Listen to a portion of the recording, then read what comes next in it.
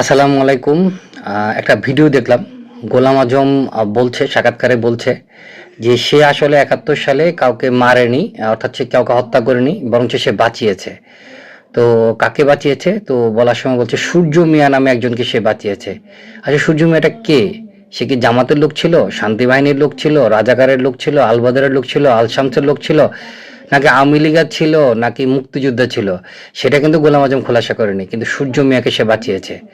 তো সেই গোলাম আজমের পুত্র, নাম হচ্ছে আমান আজমি, বাংলাদেশ সেনাবাহিনীর একজন ব্রিগেডিয়ার ছিলেন। আওয়ামী লীগ গত ১৭ বছরের আওয়ামী লীগের আমলে তার চাকরিচ্যুত করা হয়।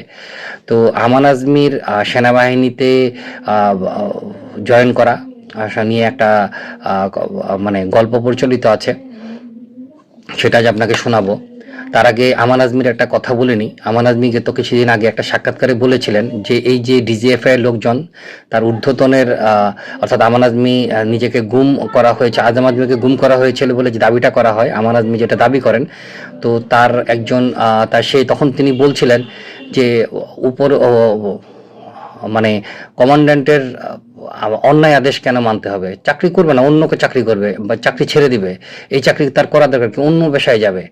তো আমান আজমি যখন বাংলাদেশে যখন সেনাবাহিনীতে রিক্রুট হয়, আমান আজমি অবশ্যই একজন ব্রিলিয়ান্ট লোক, এগুলোর কোনো সন্দেহ নেই। আমান আজমি যখন রিক্রুট হয়, সে আইএসএসবি পার হয়, তখন তার পিতৃ পরিচয়, অর্থাৎ যখন জানা যায় যে গোলাম আজমের ছেলে, তখন গোলাম আজম বাংলাদেশের নাগরিক ছিল না। তখন সে পাকিস্তানি পাসপোর্ট ব্যবহার করে সে সম্ভবত লন্ডনে থাকতো।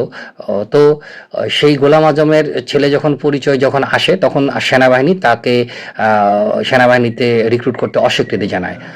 তো এরপর গোলাম আজম তখন সেনাপ্রধান এবং তৎকালীন রাষ্ট্রপতি এরশাদের সাথে দেখা করেন।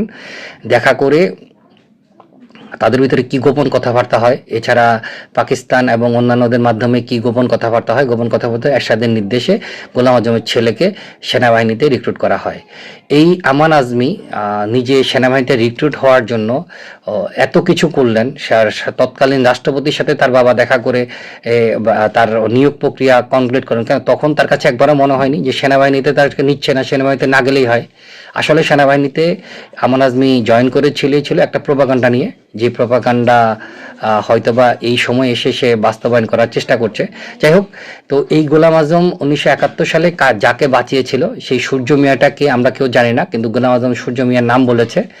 তো আমান আজমিরা আসলে বাংলাদেশে মানে যারা বাংলাদেশকে আসলে, যার বাবা বাংলাদেশকে চায়নি, সে বাংলাদেশকে চাইবে বা বাংলাদেশের স্বাধীনতা রক্ষায় সে তার জীবন দেবে, এটা বিশ্বাস করার কোনো কারণ নেই। এই আমান আজমিরা কোনো একটা প্রপাগান্ডা বাস্তবায়নের জন্য সেনাবাহিনীতে জয়েন করেছিল। আওয়ামী লীগ তাকে শত্রুপক্ষ মনে করতো, সেই কারণে তাকে সেনাবাহিনী থেকে বের করে দিয়েছিল।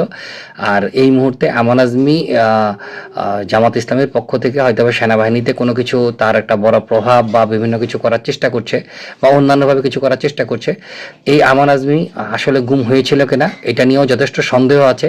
যার গুম ট্রাইব্যুনালে যখন আসামি পক্ষের আইনজীবীরা তার কিছু তথ্য বাজারে ছেড়েছে, আমান আজমি আসলে কোনো আইনাগারে ছিল না।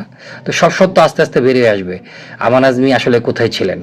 আর এই আমান আজমি হচ্ছে যে গোলাম আজমের রাজাকার সর্দার গোলাম আজমের সন্তান, অতএব সে কখনোই দেশপ্রেমিক হতে পারে না। ধন্যবাদ।